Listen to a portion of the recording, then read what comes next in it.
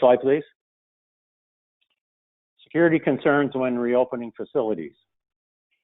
For those of you that have security teams, or even if you don't, it's been quite some time since you've been together.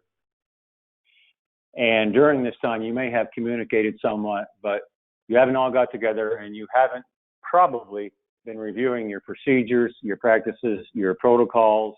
You need to get together, get reorganized, and do this.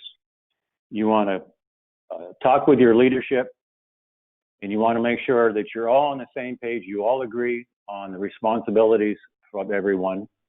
And before you formally and officially reopen, you want to make sure everybody agrees on what the process is going to be moving forward.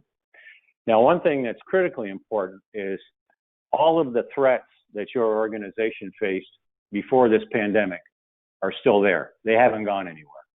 In fact, the threats may be worse. So now you're having to deal with the existing threats, the pre-existing threats, in the throes of the pandemic. So you've got a lot of things going on, and it's going to be difficult at times to focus on everything. But I'll give you 4 examples of the sorts of threats that you continue to face.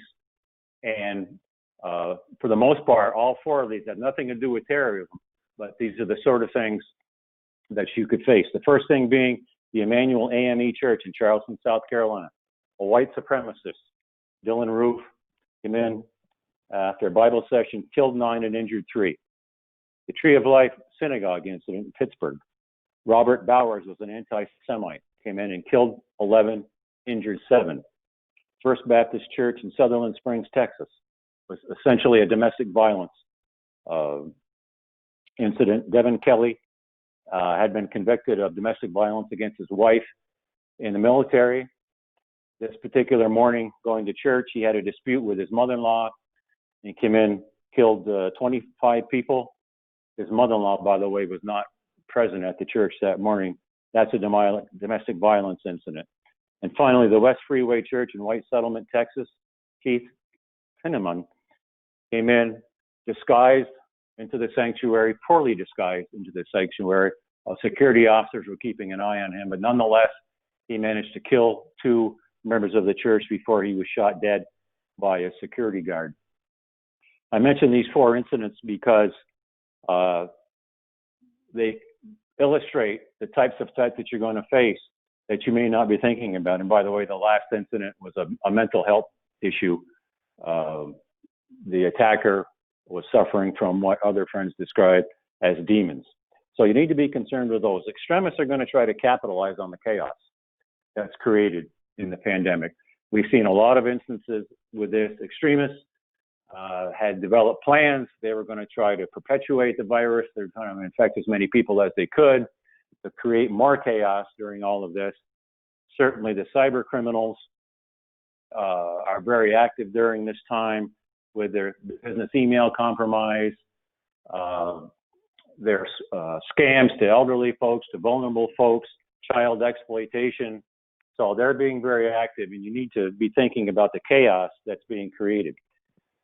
People are going to be coming into your facilities, your faith-based organizations, wearing masks in all probability. It's what's being recommended by the public health guidance. So there's going to be times when you're going to have folks coming into your facility, and even though it's someone you know, it's always a little difficult to recognize somebody if they're a little out of context, they've got a mask on, and you're not quite sure immediately who it is. At the same time, you may have people coming in, bad actors coming in, who are intentionally disguising themselves through the wearing of the mask, and they may have bad intentions. It's going to be that much harder for you to monitor that and be alert to that. But for situational awareness, you need to continue to be vigilant as people are coming in there. The stressors that have been created from the pandemic have had adverse impacts on a lot of people. There's a lot of people out there that have been isolated, and as a result of this isolation, they have suffered from some anxiety. Some folks have petered a bit into depression, and you're going to need to be cognizant of these mental health issues as you reopen up and people are coming back. Some people may just be overwhelmed coming back by virtue of just coming back. They've missed the services, and now they're back where they wanted to be.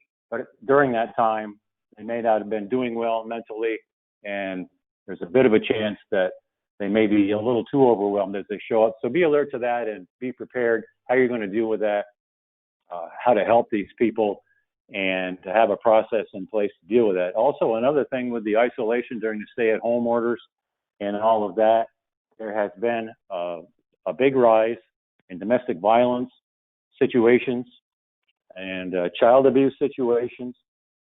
These same incidents, again, may carry over into your house of worship. People may show up for the services, and they may still be arguing. There may be some tension there that may spill over. So you need to be alert to this, and your security teams, everyone involved in the organization needs to be alert to that.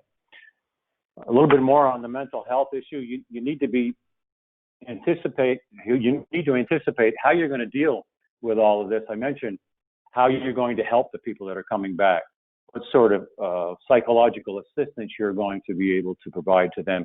But at the same time, the mental health issues, the anxiety, the depression, there may be something by coming back to the house of worship that triggers something in someone, and they may need more than just help. Something may trigger them. They may get aggressive for reasons that are not entirely clear to them and may not be entirely clear to you, but you need to be prepared for this and anticipate how you're going to handle that situation as well. A lot of organizations that are in vulnerable geographic locations, aside from having to deal with the pandemic and normal security issues, are also going to have to be prepared for hurricane season, which started just a couple of days ago. So not only dealing with the pandemic, but if you're in one of those vulnerable geographic locations, you're also got potential hurricanes in your future. And so you need to be concerned with that and anticipate that. And finally, and this is not something on the checklist, but I always mention, as you're thinking about everything else, the reopening, the security threats, the mental health issues, please don't forget about medical events. Your facility is more likely to have a medical event than anything else. And don't lose sight of this during the reopening and with all of the other issues that are taking up your focus. So make sure people are up to speed. They get trained in bleeding control issues, stop the bleed, adult, pediatric, first aid, and CPR. These skills always come in handy. Get as many people trained as you can. It's going to come in very helpful in the future when you have that medical event.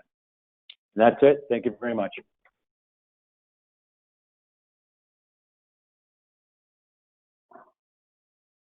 Thank you all of you from the ISAO. Yep. Oh, sorry, Maya, go ahead. No, that's okay. I just wanted to say thank you, Amy, for having us on and turning it back over to you. Perfect. See, it was my own fault for rushing too much, right? I get talking to my stuff. So thank you all for sharing your expert thoughts. We do have a number of questions that have popped up from some of our attendees, and I'm going to leave it to the expert ISAO team to figure out who can answer them the best way. So a couple of these are diving a little bit further into some of the higher level comments that were already made by the panelists. One person says, one of the concerns from our church security team with regard to so many people coming in wearing masks. So clearly, Rob, as you noted, that complicates the whole capability of that security team to assess risk and identify people. Do you have any specific best practices or guidelines to help train team members in dealing with this mask issue given the pandemic? Well, there's a lot of guidance for greeters, for people that are welcoming folks into their house of worship, the standard practice kind of thing about being alert and looking at people and reading people. And it's far more difficult now with people wearing the masks. But just to keep it short, I would suggest that just be alert to people as they come in, take a good hard look at them, and just see if something pops up with you. Is there something out of place here? How is this person acting? Are their eyes darting around? Their physical stature? Are they nervous? Are they antsy? Just trying to read people is probably the best thing you can do right now, unless someone exhibits some really overt signs of pending violence.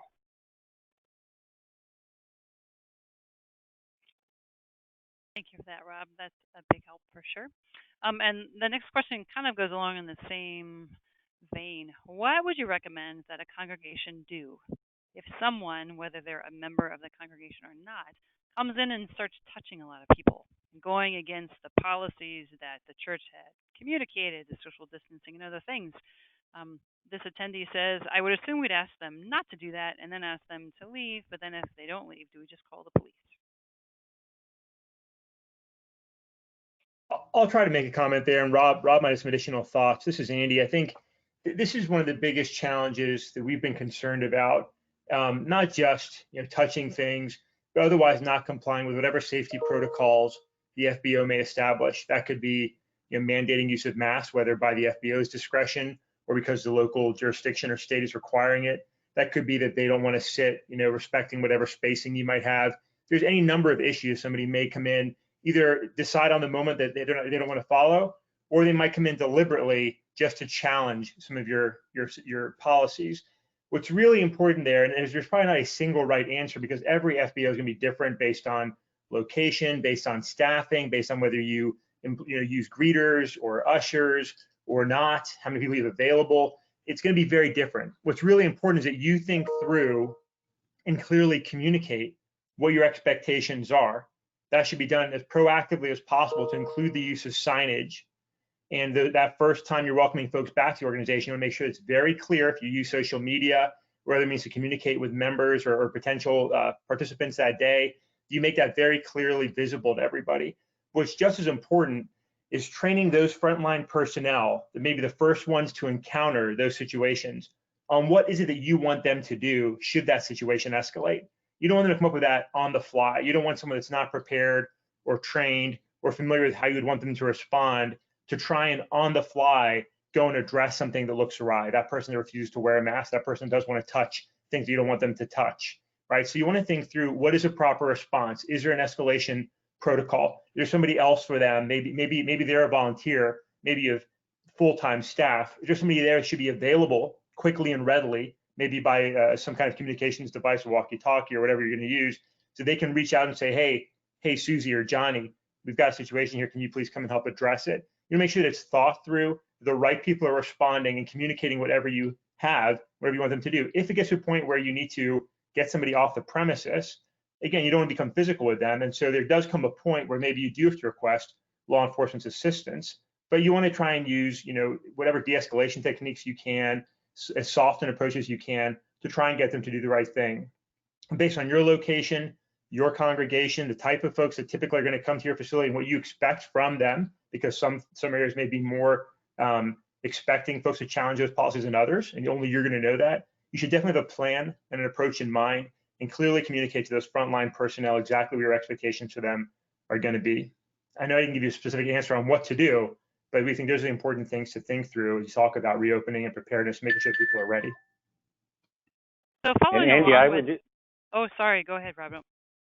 Yeah, let me just add to that, follow up on Andy's. This may be an indicator of the mental health issue also that I mentioned. People coming back, they may be, again, they may be anxious and they really want to touch somebody and they want to hug somebody and they don't really want to wear a mask. So again, we need to focus on the potential for some mental health issues as folks are coming back.